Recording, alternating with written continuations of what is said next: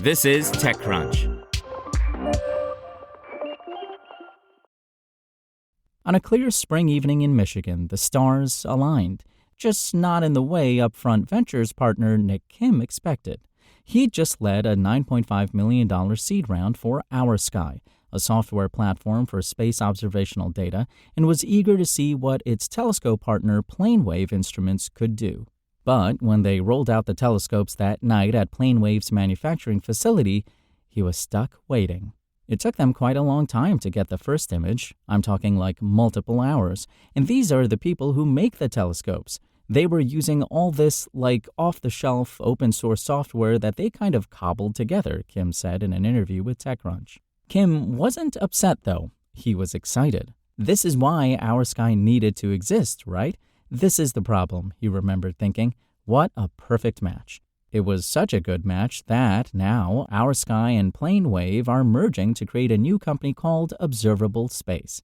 OurSky founder Dan Rolker and PlaneWave founder Richard Hedrick say this will make the telescopes easier to use, and they also believe the tighter integration will open up new markets, especially as they leverage their position as the only U.S.-based telescope manufacturer.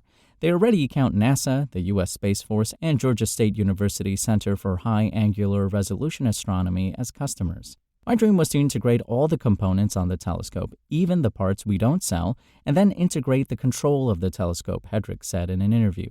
It was very obvious for us to be working together. Rolker, who was SpaceX's VP of Software Engineering from 2015 to 2019, said telescope users have to deal with what he called a mash of integration bull-s. PlaneWave's vertical strategy combined with OurSky's software will eliminate those headaches, he said.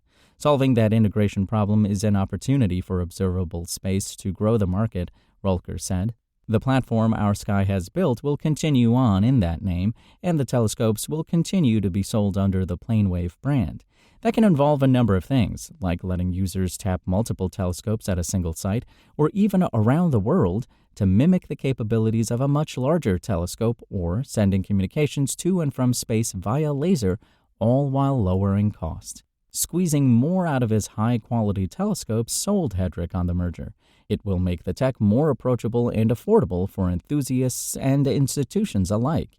Hedrick said one of those institutions recently designed some 1-meter telescopes and had them custom-built by someone else.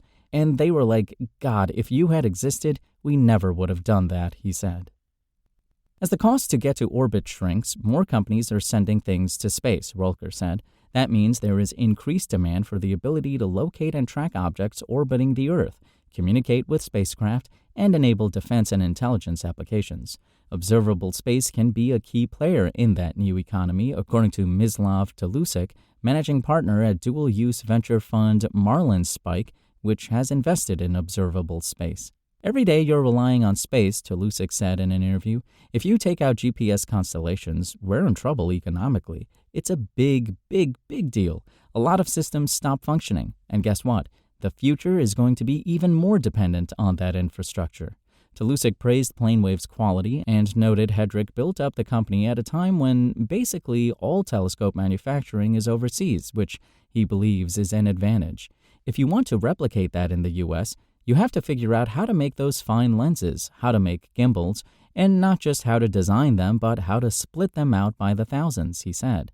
Jordan Noon, general partner at Embedded Ventures, explained his fund's investment with a specific example of what OurSky and PlaneWave can do as a combined company.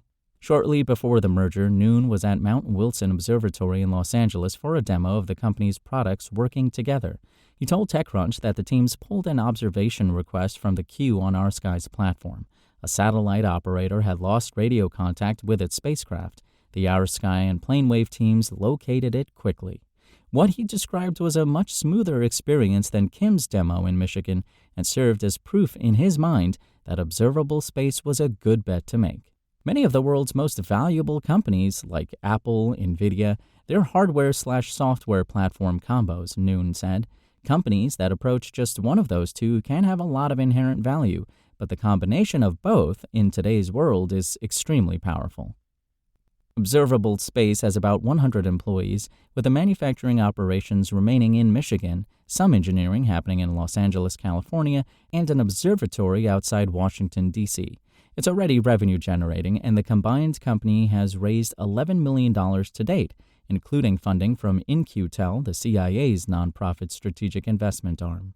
Hedrick and Rolker said the two companies have fit together easily since they were both focused on such different businesses and didn't have massive back-office operations. Going through the merger process itself was actually really valuable because when you're going through it, a lot of issues pop up, Rolker said. You actually get a really good sense of how you're going to work together. And I think both Rick and I felt really good about that because we actually went through some really hard things during the merger. When asked, the pair did not describe those hard things, and Hedrick instead quipped, "We had to decide on whether the company was going to be Star Wars or Star Trek." The answer? Battlestar Galactica, Rolker said.